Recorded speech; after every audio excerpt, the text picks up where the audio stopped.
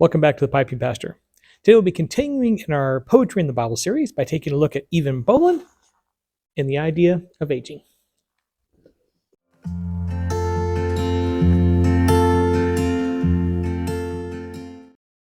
Well, today I am smoking the third blend that I received from Milan in my recent purchase. This is their Balkan blend. I've already spoken about the Cherry Bonbon and the Joe's blend, which is awesome. I'm going to definitely be getting some more of that Joe's blend.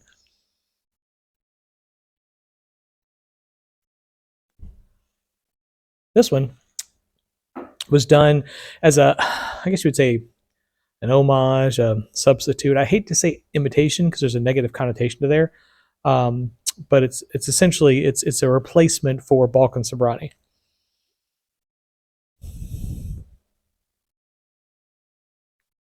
Because obviously Balkan Sobrani is a bit difficult to get hold of. For those who really enjoy that blend and can't find it, this is meant to be a good substitution. I've never been one to chase rare blends. I'm not, looking out for Throgmorton Cellar when it comes up at auction and things like that. So I've actually never smoked Balkan Sobrani. It's one of those things kind of like Penzance. Like if it comes up and I see it, I might buy it, but it never happened to come up. So I've never had it. However, based on the reviews, this is very similar.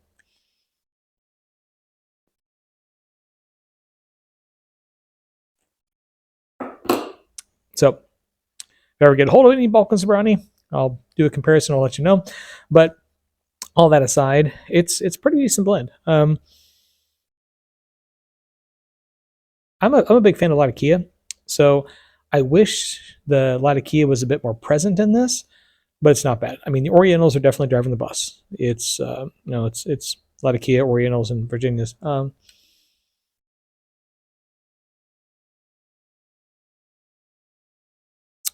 But the Orientals are pretty decent. So would I get it again? Yeah, maybe. I'll definitely get the Joe's blend again. This one I'll put in the maybe category. Like if it's there, maybe, but I'm not going to go out of my way to purchase some.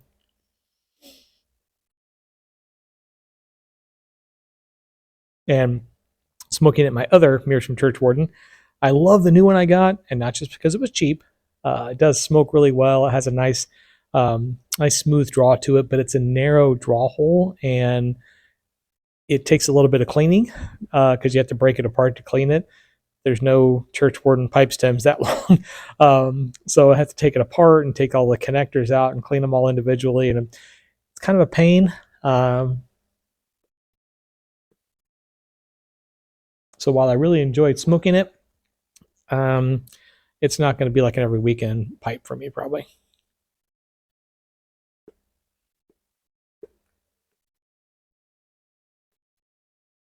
Well, on to the poem for today. A couple of things about this. First of all, I want to make a note. It's a used book, of course. I don't go buy new books unless I absolutely can't avoid it. When Malcolm Guide's new book comes out, I will buy it brand new because I don't want to wait. But by and large, I choose to buy the used books. And in this one, came with quite a few notes, as you can see here.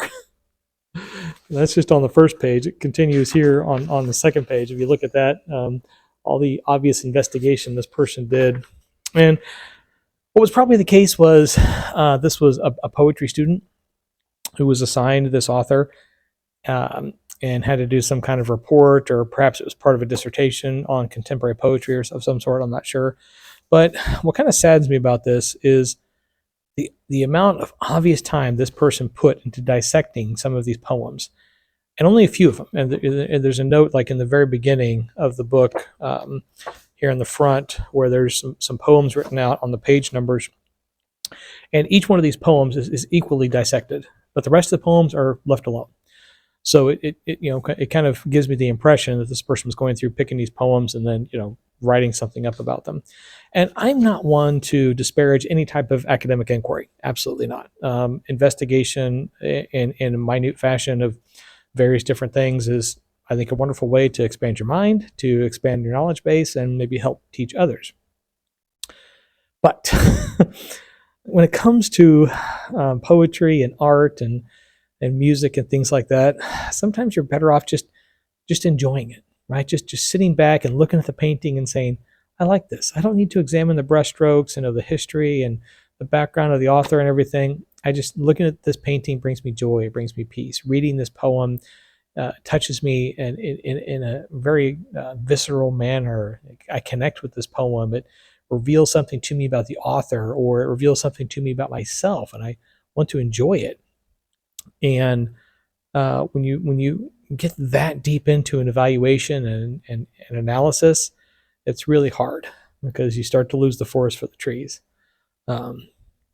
So examine poetry by all means. Figure out where the author was, what they were doing. I like reading background information on all the authors that I read.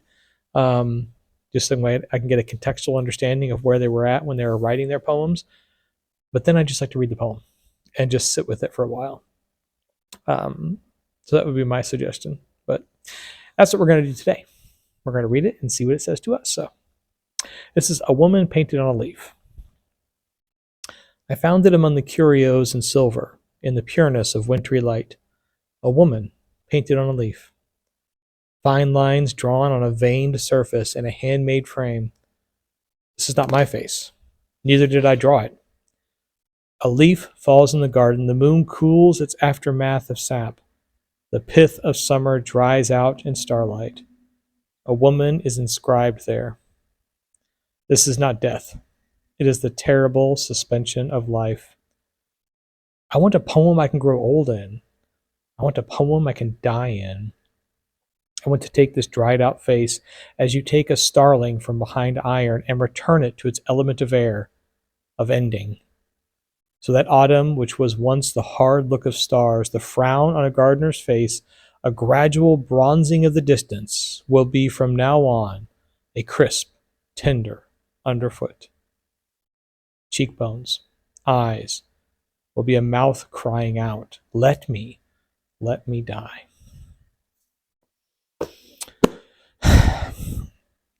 This poem is about the fight against aging, about how this person sees themselves in the process, the natural process of growing old, and realizes that it's not socially acceptable.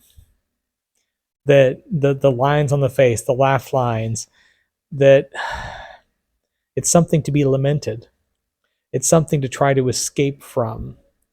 Because we have a youth worshiping culture, right? I mean, billions of dollars spent in plastic surgery every year, and people chasing after their youth and trying to reinvent themselves so that they can recapture what they were when they were in their 20s or teens or what have you. But the Bible says we are created in God's image. The Bible says we all, as if beholding in a glass, behold the glory of the Lord. And as we do that, we are transformed into that same image from glory to glory, because we are the image of God. It doesn't say we behold as if in a glass our youthful, vigorous face and are therefore the glory of God. No, it says we are the glory of God because we are God's creation, created in God's image. It doesn't matter how we are, what we look like, or any of those other kind of physical features. The image of God is far, far beyond that. It's about how we act towards each other, how we love our neighbor, how we pour into those around us, how we serve, how we try to make the world a better place and pour into those who can also make the world a better place. Aging is just a natural process of life. I never used to have to worry about throwing my back out. Now I have to be cautious. I can remember when I could get out of a car and not have to grunt. Things change as we get older, and it's okay. It's the way things are supposed to be. It doesn't make us any less beautiful. It's nothing to try to escape from. It's nothing to lament. It's something to embrace and to celebrate, because we are in the image of God and we are beautiful. You are beautiful. Well, that is it from this time. So I hope you have a lovely week. As always, happy reading.